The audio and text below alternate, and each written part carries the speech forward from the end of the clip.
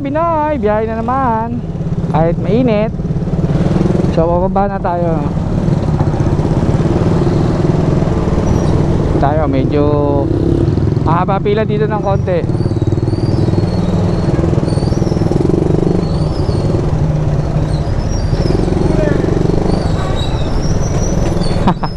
Huli daw. Nakahuliin sa atin. Ayun. Oy, shoutout kay kuya, nakatulog na. Walang parokyano. Oo, kasi dyan tayo dati nagpapagawa, no? Shoutout kay Pinsan Jerome. Dati yun ang shop niya. Ngayon lumipat na kasi napakaganda raw ng sistema, kaya umalis. Na sobrang ganda, nilayasan na lang, diba? So ganun yun. Pag di mo gusto, umalis ka na para walang magtatalo. Okay. So shoutout sa mga nanood kahapon sa ating live pag-uwi natin, no? Medyo pagod talaga tayo nun. So ngayon live na naman tayo. Medyo bilisan na natin ng konti kasi baka abutin tayo ng ulan. Medyo may kulimlim, no? Pero ready tayo dyan. May bawat tayong kapote in case na biglang ulan. Meron pa rin tayong panangga sa ulan. So ito, medyo ang traffic dito.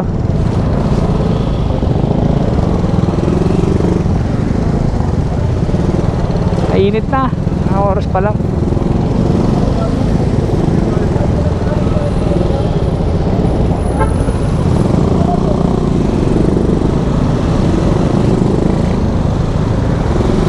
So ano ngayon tayo? Wala tayong akit na bundok. Ano tayo? City ride. Okay. Oy, shoutout dito sa mamang mataba na pogi. Kilala natin yan, si Boss Junior. Cool na cool sa pagdadrive. Yan lang dapat.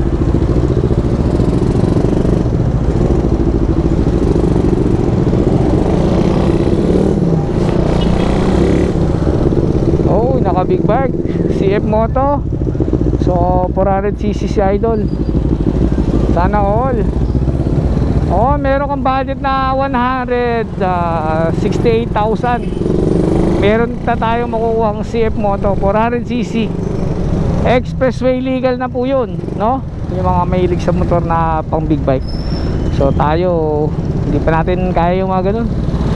Wala pa tayong income na ganun kalaki. Pa tayo pinagpapala ni Ala. So dito tayo, waiting tayo dito sa poblasyon. Init na. Oy, thank you kay Ma'am Priscilla.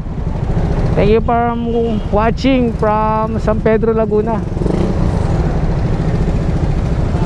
Tayo, malayo pa tayo. Nasa kalagitnaan pa tayo ng kalsada.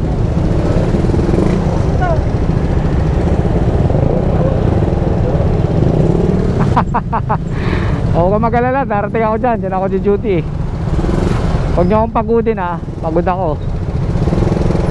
Nabugbog kami kahapon. Kaya kalmahan lang natin.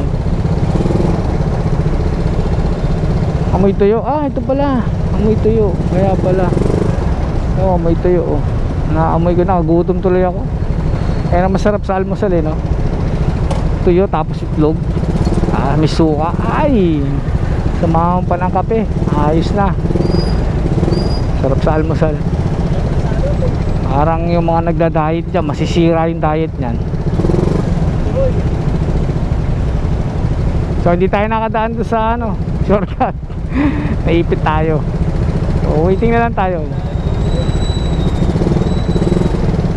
Yan na, go na yan. Hindi naman yan magtatagal.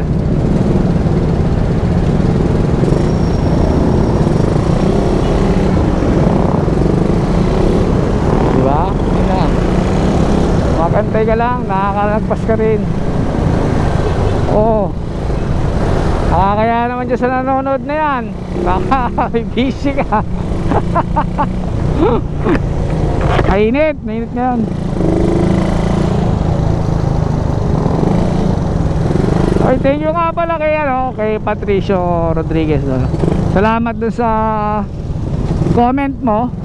May copy yun. So ito, i-check mo kung okay na tong ating camera. Medyo inangat ko yung chin natin eh. Habol pa ba tayo stoplight? So far okay naman, dikit lang.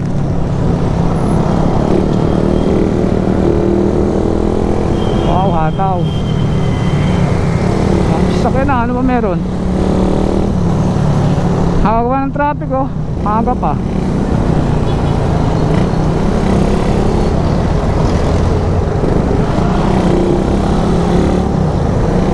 So magisig to, ano ba ito? Aerox. Aerox pala. Kaya pala malupit yan, hindi natin kakayanin yan. So ingat na lang tayo. Laki nito, langaning oras nagdadrive to ditong ano ba, truck ko 7. Laki yan.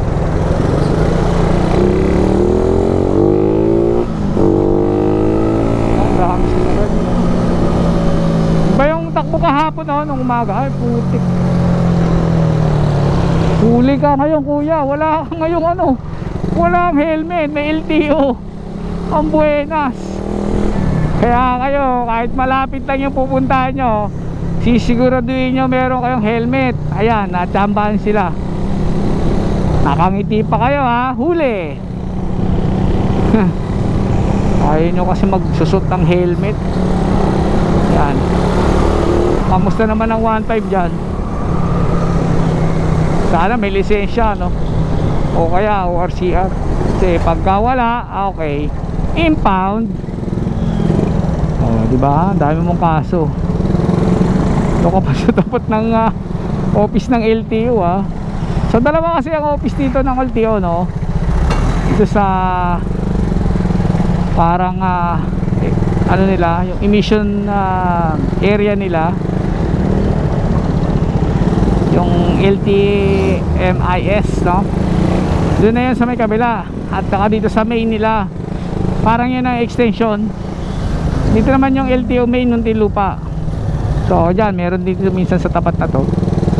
Kaya yung mga naka-muffler dyan, naglalakas-lakasan, ay huwag kayong bibira. Sigurado kayo dyan. So tayo naman naka stop 5, big elbow lang. Kaya wala tayong problema dyan. Pasok tayo dyan. Ang bawal lang dyan syempre yung yung open pipe, saka yung walang helmet. Unang-una, hindi ka naman sisitahin dyan kung wala kang unang-unang violation. Unang-una dyan, yung makita kang walang helmet, number 1 na yan. Kahit may lisensya ka or wala, yan ang unang-una makikita. So pangalawa, yung back ride mo wala ring helmet, o kaya wala ka side mirror, nasisita yan. Sa unang tingin, may violation ka na, apprehend ka na yan. Kaya para iwas ita, marami dyan walang lisensya pero kompleto yung yung kanilang suot, nakapantalon, nakasapatos, naka-jacket, naka-helmet. Hindi sila nasisita kasi alam nila may violation na sila pag nasita sila, kaya ginagalingan na nila para makalusot, diba? Kung wala ka nang lisensya tapos mga suot mo pa bawal, alanganin, diba? Huli ka talaga. Dapat sumunod tayo doon sa batas trapiko. Siyempre nung kumuha tayo ng license, in-exam naman natin yan no? Yung mga don'ts and don't, sorry bulol yung mga bawal at hindi bawal nakasuotan. Unang-una, helmet. Siyempre yun ang una nakita license. Okay, explain ko lang sa inyo kung ano ang mga gamit. ng license o RCR. So ngayon, ganito yan. Pag nahuli kayo, unang-una, titingnan yung lisensya. Kasi yung lisensya sa tao. Okay? So pangalawa, yung ORCR. Saan ba inaano yung ORCR? Sa tao o sa sasakyan? Diba? So ganito yun. Pag yung ORCR, ibig sabihin, yun yung identification ng inyong dalang sasakyan. Okay? So ang lisensya sa tao. Kahit anong gamitin mong sasakyan, walang problema kasi may lisensya ka. Pero meron din yang classification ng lisensya. Meron naman naka 4 wheels, hindi naman siya pwede mag-drive ng motorcycle kasi hindi siya pumasa doon sa standard ng paggamit ng motorsiklo. Meron naman pasado doon sa motorsiklo, hindi naman siya pwede sa 4 wheels. So yung mga kotse. So meron diyang non-pro, may pro. So may classification yon. Pagka pro ka, ibig sabihin sa lahat na yon, no? Meron na yon. Pwede, kaya mo nang i-drive lahat. Kaya nga professional eh. May clutch or manual, pwede ka na mag-drive. Okay? Tapos pag na-apprehend kayo ng officers, LTO, HPG or namang local enforcer, bibigay nyo yung license nyo. Tapos hanapin ang ORCR. Pag okay ang license, check ang ORCR. Pag okay ang ORCR, okay, wala tayong problema, makakalis kayo. Pero kung meron kayo nilabag na violation ng traffic rules, for example, speeding the red light, naka-red na yan, nag-go ka pa, pwede ka apprehend, which is hindi naman pinag-uusapan yung license mo okay, ORCR mo okay. Ibig sabihin na nag-violate ka ng batas trapiko, so apprehend ka at matitikitan ka, di ba? Kasi hindi ka tumigil dun sa traffic lights eh, di ba? So mas maganda kung kumpleto kayo ng papeles at susunod kayo dun sa batas trapiko. Siyempre, kaya nga nakakakuha ng license dahil nag-comply ka dun sa standard procedure ng pagkuha ng license. Okay? So dapat tatandaan nyo yan. Pag sumakay kayo ng motor, dapat kumpleto. Nakadamit ka, nakapantalon, nakasapatos. So mga bawal dyan, tsinelas, sando, shorts. Okay? Dapat dyan may helmet. Kompleto na lahat, okay na, makakabiyahe ka na, ligtas. Basta yung kondisyon ng motor mo, check mo naman yan, diba? Monthly meron tayong maintenance, change oil, no? Iba tune up, palit ng gear oil, langis, diba? Pag sa mga scooters. Yung iba naman nag-aaral ng puulan. So iba-iba ang maintenance ng motor. Sa motor lang tayo medyo wala pa tayong alam sa 4 wheels. Hindi natin yan nakakabisado. So malay nyo balang araw pag meron na tayong 4 wheels, doon ko na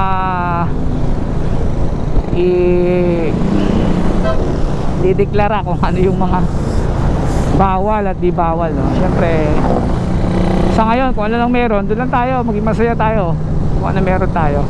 At least, di ba, pinagpapala pa rin tayo. So wag natin pilit abutin ang imposibleng parating. Matuto tayo makontento sa isang